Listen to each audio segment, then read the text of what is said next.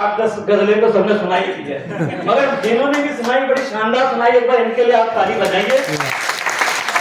मैं कह रहा हूँ, कई बार ऐसे मंचों पर जाना होता है जहाँ हजारों की भीड़ होती है, तब लगता है कि मैं कौरवों के बीच में हूँ। आज संख्या कम है, लेकिन मुझे लग रहा मैं पांडवों के बीच में हूँ। और आप लोग इतनी देर से ताली बजा रहे हैं, मैं देख रहा हूँ, बहुत अच्छा सुन रहे हैं। इतना अच्छा आप लोगों ने सुना है कि क्या कहे, ऐसे ऑडियंस को, ऐसे श्रोताओं को तो मुझे लगता है बाहर ले जाना चाहिए। ऐसे श्रोता मिलते नहीं है। पर आप लोगों के लिए मैं मंच सिखाऊंगा एक ताली। आइए, राहुल शर्मा जी ने मेरा परिचय दिया, सबसे पहले मैं अपना पूरा परिचय दे दूं। मेरा नाम डॉक्टर जयंत शाह है और मैं देवभूमि उत्तराखंड से आया हूं। और आपकी अधिकतम जानकारी के लिए बता दूं कि मैं अमित शाह जी का दूर का रिश्ता नहीं, दूर का इसलिए हूं क्योंकि मैं बहुत दूर उत्तराखंड रहने वाला ठहरा और अमित शाह जी बहुत दूर गुजरात के रहने वाले ठहरे। मगर हमारी रिश्तेदारी पक्की है। ये अलग बात है कि वो हमारे घर नहीं आते, हम उनके घर रिश्तेदारी पक्की है साहब। और गृह मंत्रालय का आदेश है कि किसी भी कवि सम्मेलन में जाकर मैं पहले ये 4 पंक्ति आपको सुना दूं, बाद में कोई दिक्कत हो जाए फिर मुझे मत कहना कि सीडी मांगोगे तो डीवीडी भेज देंगे, सीडी मांगोगे तो डीवीडी भेज देंगे, कवि सम्मेलन का वीडियो 3D भेज देंगे। मगर जिन लोगों ने नहीं बजाई मेरी कविता पर ताली, अमित शाह जी से कह के उनके घर ईडी भेज देंगे।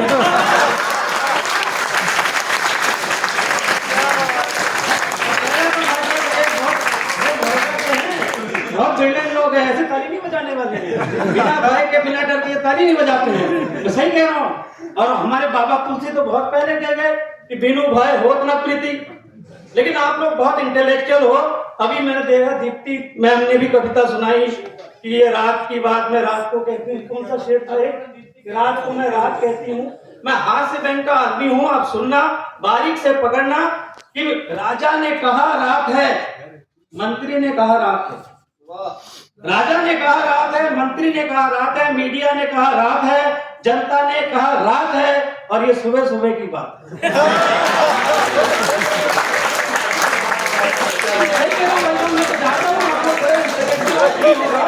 आप लोग ऐसे, ये लोग कह रहे थे ताली बजाओ हंसो।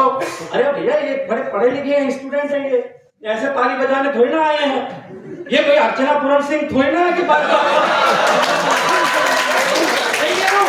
हंसी की देवी, कहानों की महारानी, शूर्पणखा की बहन अर्चना सिंह पूरन एक रोज मुझे यूं ही मिल गई और उन्हें देखते मेरी हंसी निकल गई।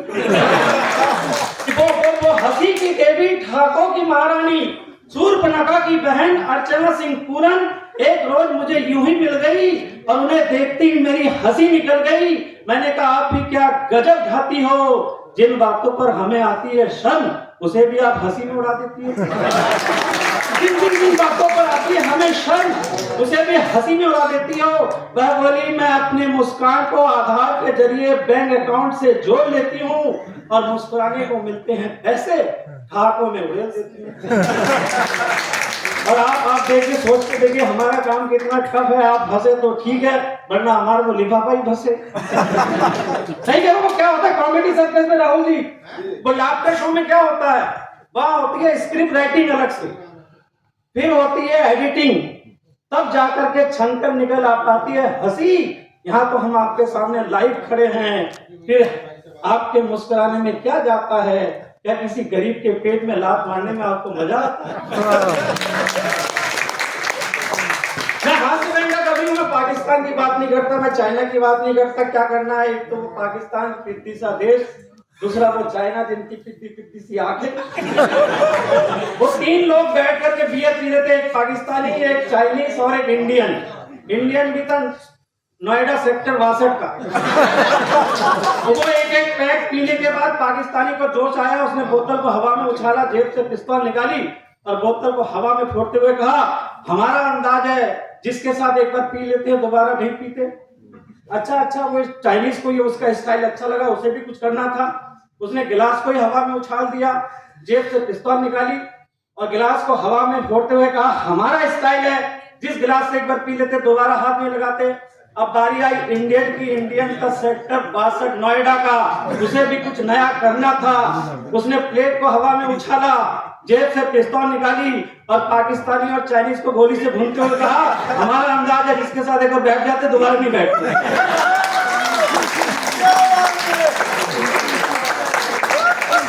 तो हमारा काम ऐसे ही चल जाता है, तो काहे को पाकिस्तान और चाइना को लेकर कविताएं लिखनी है। सही कह रहा हूँ भाई साहब। मैं देवभूमि उत्तराखंड से आया हूँ। देवभूमि उत्तराखंड में 2 कैरेक्टर बड़े फेमस है राहुल जी। एक तो बुबू कहते हैं दादाजी, और बाबा आप जानते हैं हरिद्वार में तो गली गली में बाबा, और बाबाओं के बाबा रामदेव हमारे ही पाए जाते हैं। सही कह रहा हूँ। गुरु बुबू का कैरेक्टर देखना, वो एक आदमी कहने वाला हुआ कि मार्टिन लूथर ने कहीं कहा, आप लोग पढ़े लिखे हो, आप तो ज्यादा जानते हो कि मार्टिन लूथर ये कहने वाला हुआ कि अगर तुम उड़ नहीं सकते हो तो दौड़ो, दौड़ नहीं सकते हो तो रेंगो, मगर जीवन में किसी ना किसी रूप में आगे बढ़ते हो।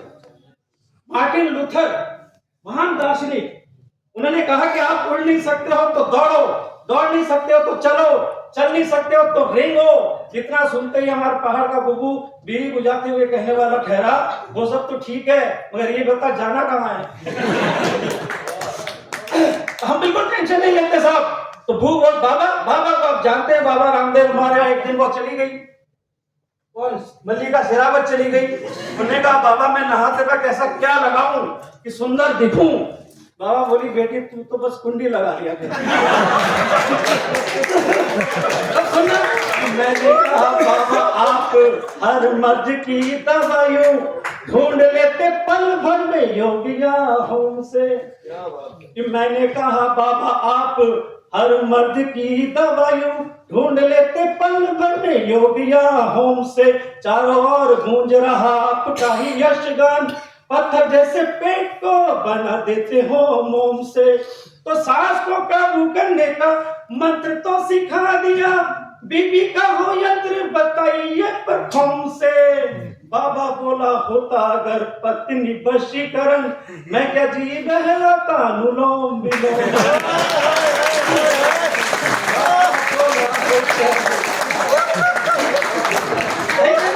हमारे यहाँ तो मंत्री, उत्तराखंड में मंत्री भी बड़े अद्भुत होते हैं।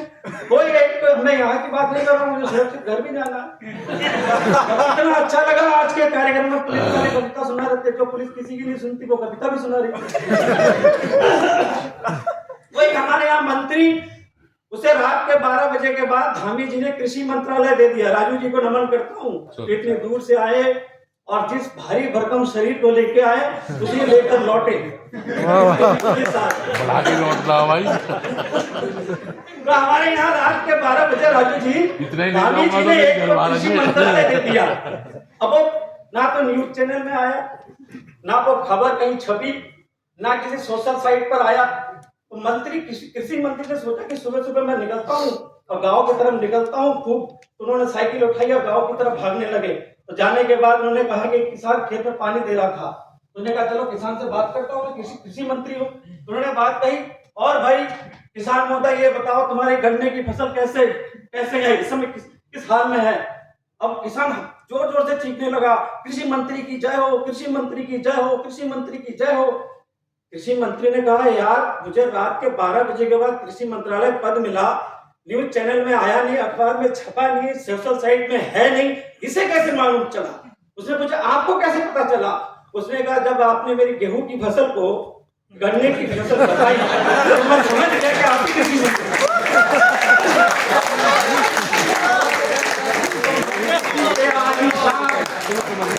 मंत्री जी के आलीशान घर पहुंचा किसान, सने थे उसके हाथ पैर मिट्टी रेत से। आज मेरा गला खराब है, आप सिर्फ भावनाओं पर जाना, आवाज में मत जाना। कि मंत्री जी के आलीशान घर पहुंचा किसान, सने थे उसके हाथ पैर मिट्टी रेत से। हाय कैसी हालत ये हो गई अन्नदाता की, कहते कहते मंत्री हो गए अचेत से। तो किसान हंसकर बोला, खेत है तो मिट्टी है, आपसे मिलने आए हम सीधे खेत से। मंत्री बोला, आई फिर अपनी जो सरकार खेत में बिछा देंगे फर्श सीमेंट। तो मैं हाथ डिजाइनर करता हूँ साहब, टेंशन देने की बात नहीं करता, प्यार मोहब्बत की बात तो बिल्कुल भी नहीं करता। और हाथ से कभी प्यार मोहब्बत की बात करें तो क्या स्थिति बन जाती है राहुल जी कि वैलेंटाइन पर किसी लड़की को देकर उपहार कुछ इस तरह से किया मैंने प्रेम का इजहार। ओ मेरी गूगल की थोर एफबी पर नित्य नित्य बदलती पोल। जब से सर्च किया है मैंने तुम्हारा प्रोफाइल, मेरा दिल वाइब्रेशन में आ गया जैसे कि मोबाइल। मेरा दिल वाइब्रेशन में आ गया जैसे कि मोबाइल। और प्यार के वायरस अचानक शिवसेना की तरह बगावत पे उतारू हो गए हैं। अब जितनी बार भी दबा लो नोटा ईवीएम के अकॉर्डिंग अगले 5 साल तक हम तुम्हारे हो गए। प्यार मोहब्बत भी करते हैं तो कांटेक्ट बेस पर इनके जैसे शायरों जैसा गुर्दा नहीं है, गीतकारों जैसा। ये तो लिखते हैं कि 100 साल पहले मुझे तुमसे प्यार था, आज भी है और कल भी रहेगा। इतनी लंबी गारंटी मोदी सरकार नहीं दे रही है तो शायद लोग दे रहे हैं।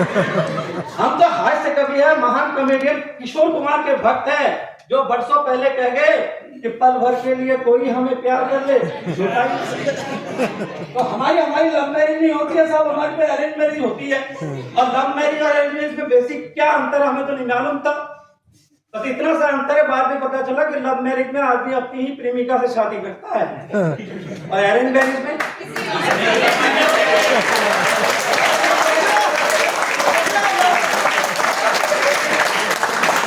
शादी की पहली रात को ही मैंने अपने श्रीमती जी से कहा, जैसा कि आप सब जानते हैं कवि के जीवन में है क्या, साधना आराधना कल्पना प्रेरणा ये जो है। शादी की पहली रात में मैंने अपनी श्रीमती जी से कहा कि तुम मेरी साधना हो, तुम मेरी आराधना हो, तुम मेरी कल्पना हो, तुम मेरी प्रेरणा हो, तुम मेरी पूजा हो, तुम मेरी आरती हो। इतना ही कहा था भाई साहब राजू जी, आपकी कसम खा के कह रहा हूँ, श्रीमती चैती चालू हो गई, तुम मेरे रमेश हो, तुम मेरे मुकेश हो।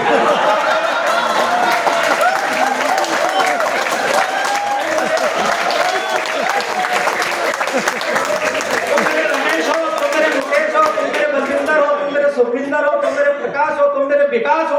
मैंने कहा यार ये प्रकाश तक मामला ठीक है, विकास तुम्हें कहाँ मिल गया। विकास तो पिछले 75 सालों से इस देश में पैदा होने की कोशिश कर रहा है।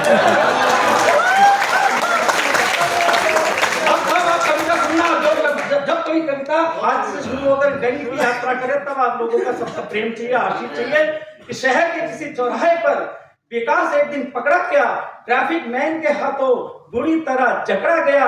ट्रैफिक हवलदार ने मूंछों पर ताव देते हुए कहा, जब तक है इस नाके पर मेरी ड्यूटी कोई भी नाबालिग चला नहीं सकता स्कूटी।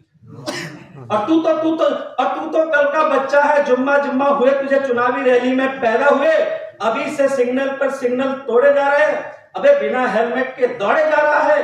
विकास ने तुरंत हाथ पैर जोड़ लिए, कहा देश में छाई मंदी है इसलिए मुझे थोड़ी जल्दी है।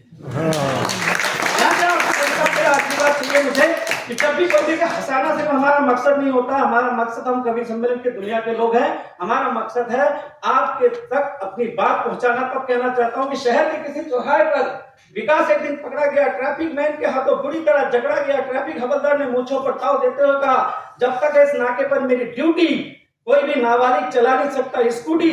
और तू तो कल का बच्चा है, जुम्मा हुए चुनावी रैली में पैदा हुए, अभी से सिग्नल पर सिग्नल तोड़े जा रहा है, अबे बिना हेलमेट के दौड़े जा रहा है। विकास ने तुरंत हाथ पैर जोड़ लिए, कहा देश में छाई मंदी है इसलिए मुझे थोड़ी जल्दी है। वैसे मुझे जाना है दूर गांव तक, बरगद के पेड़ और पीपल की छाव तक। वैसे मुझे जाना है दूर गांव तक, बरगद के पेड़ और पीपल की छाव तक। मेरी राह ताक रहे हैं बच्चे बूढ़े और जवान, मेरे लिए पलके बिछाए हैं इस देश के किसान। ट्रैफिक मैन ने तुरंत अपना गियर बदला, चालान की रसीद बुक दिखाते हुए बोला, बात तेरी सच्ची है मगर क्या करे, जब तक है देश में भ्रष्टाचार और जमाखोरी, तुझे भी चुकानी पड़ेगी हर चौराहे पर अपनी हिस्सेदारी। और कविता के एकदम अंतिम पंक्ति पर, समाप्ति की पंक्ति पर आता हूं।